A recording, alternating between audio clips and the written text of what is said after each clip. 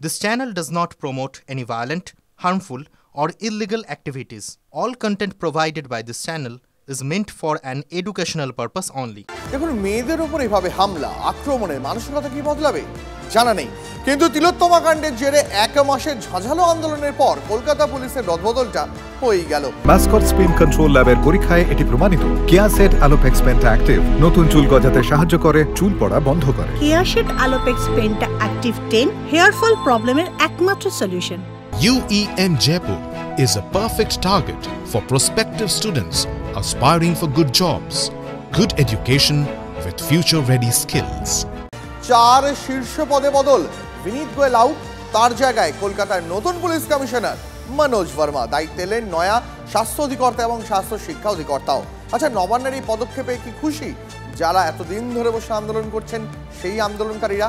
দেখুন, আমরা কথা বলি নিজেদের মধ্যে, সিদ্ধান্ত নিয়েছি আগামীকাল 4টের পর আমরা কলকাতা পুলিশ এ বদল আনবো এবং নতুন সিপিকে দায়িত্বভার বিনীত দেবেন। সোমবার মাঝরাতে নিজের বাড়ির উঠোনে দাঁড়িয়েই সিপি বদলের সিদ্ধান্ত এবং তার নির্ঘণ্ট জানিয়ে দিয়েছিলেন মুখ্যমন্ত্রী। সেই স্ক্রিপ্ট ধরেই মঙ্গলবার বিকেল 4টে বাজতেই নতুন সিপির নাম ঘোষণা করে দেয় নবান্ন। বিনীত গোয়েলের বদলে কলকাতার পুলিশ কমিশনার হলেন মনোজ ভার্মা। বিনীতকে পাঠানো হয়েছে এডিজি এসটিএফ পদে। আরজিকর কাণ্ডের প্রথম দিন থেকে বিনীত গোয়েলের ভূমিকা নিয়ে প্রশ্ন তুলেছিলেন তিলোত্তমার মা, বাবা এবং আন্দোলনরত জুনিয়র চিকিৎসকরা। বিনীত গোয়েলের নতুন পদ নিয়ে তাদের কি বক্তব্য? এটা পদোন্নতি বলে মনে হচ্ছে। উনি অ্যাজ আ ফেলিয়ার ওনার পদত্যাগের পর পিউনিটিভ মেজার হিসেবে পদত্যাগ আমরা দাবি করেছিলাম। এটা ওনাকে আরো উপরে উঠিয়ে দেওয়া হলো, প্রমোশন দেওয়া হলো। এটাকে আমরা আন্দোলনের স্পিরিটের সাথে প্রতারণা বলেই দেখি। বলেছেন বিনীত যেটা চেয়েছে সেটা দিব।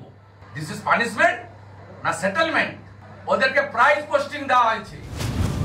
কিছুটা বিতর্ক নিয়েই সময়ের আগেই পদ থেকে সরতে হলো বিনীত গোয়েলকে। সন্ধে নামার আগেই নতুন পুলিশ কমিশনারকে দায়িত্বভার বুঝিয়ে দেন তিনি। নতুন সিপি মনোজ ভার্মা 1998 ব্যাচের আইপিএস। রাজ্য পুলিশের এডিজি আইন শৃঙ্খলার দায়িত্বে ছিলেন তিনি। একসময় কলকাতা পুলিশের অতিরিক্ত কমিশনারের দায়িত্বও সামলেছেন। পুলিশ মহলের মতে বাম আমলে জঙ্গলমহলে মাওবাদী কার্যকলাপ বা পাহাড়ে গোর্খা জনমুক্তি মোর্চার আন্দোলন দক্ষ হাতে সামলেছেন।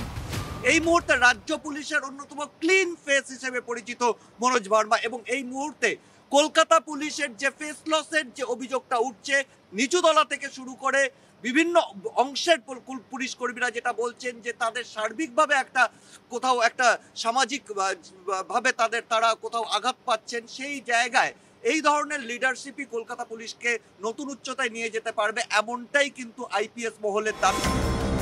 তবে মনোজের দাবাং মেজাজের পরিচয় রাজ্যবাসী প্রথম চাক্ষুষ করেন 2019-এর 2রা সেপ্টেম্বর। তখন ব্যারাকপুরের পুলিশ কমিশনারেটে ছিলেন তিনি। অগ্নিগর্ভ ভাটপাড়ায় হেলমেট ছাড়াই অ্যাকশনে নেমে পড়েছিলেন।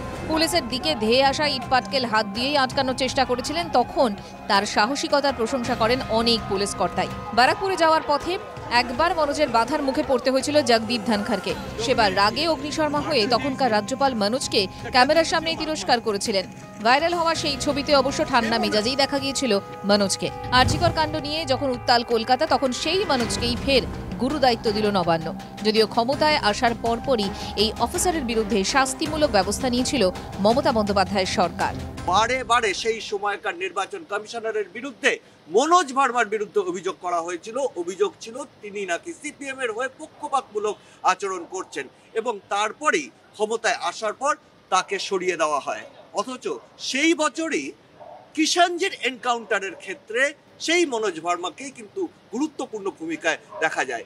মনোজ ভার্মাকে দিয়েছেন যিনি সিপিএম এর ব্লু আইট বয় ছিল।